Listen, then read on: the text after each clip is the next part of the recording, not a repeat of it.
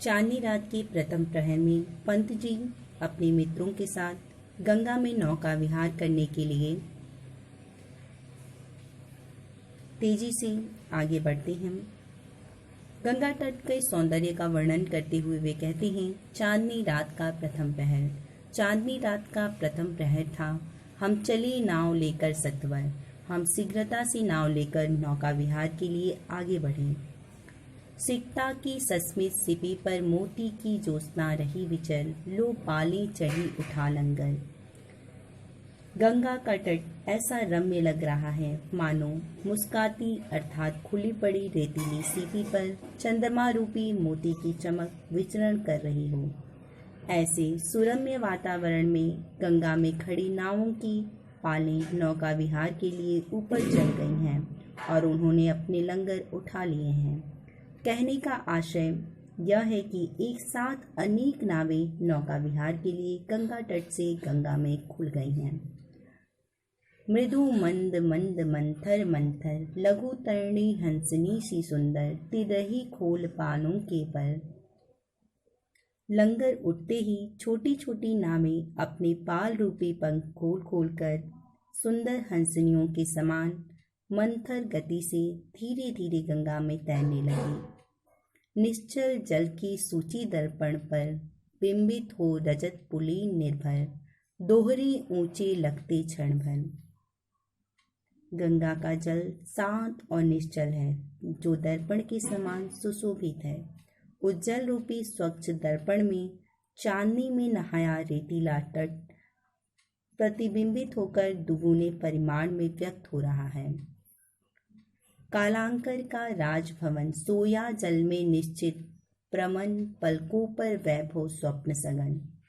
गंगा तट पर शोभित कालांकर के राजभवन का प्रतिबिंब गंगा जल में झलक रहा है। वह प्रतिबिंब ऐसा लगता है मानो वह राजभवन गंगा जल रूपी सैया पर निश्चिंत होकर सो रहा है।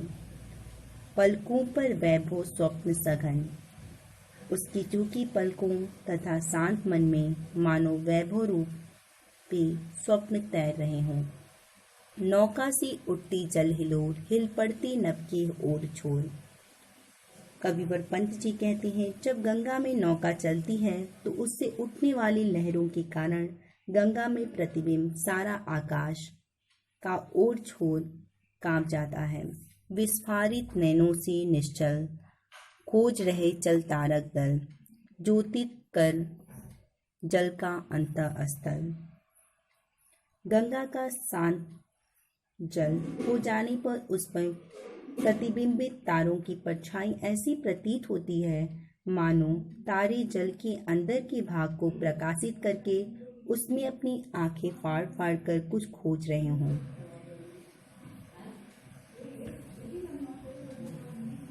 जिनके लघु दीपों को चंचल अंचल की ओट किए अविरल, फिरती लहरें लुकछिप पल पल, सामने शुक्र की छवि झलमल, पैरती परी सी जल में कल।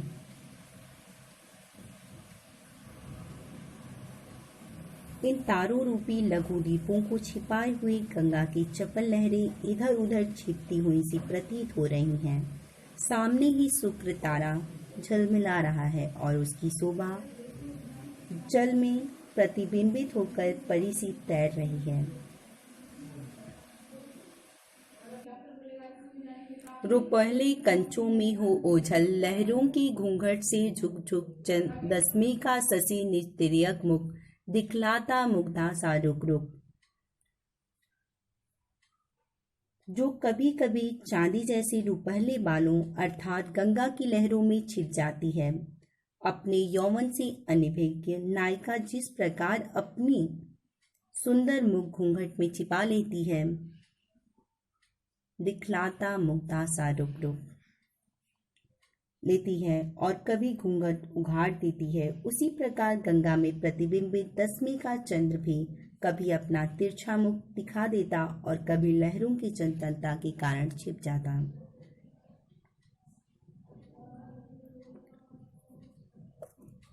प्रस्तुत पद्यांश में भाषा संस्कृतनिष्ठ, खड़ी बोली, अलंकार, रूपक, उपमा और मानवीकरण, रस श्रृंगार, शब्द शक्ति, लक्षणा, गुण प्रसाद और माधुर्य। धन्यवाद। Please subscribe my channel and like, share for more videos.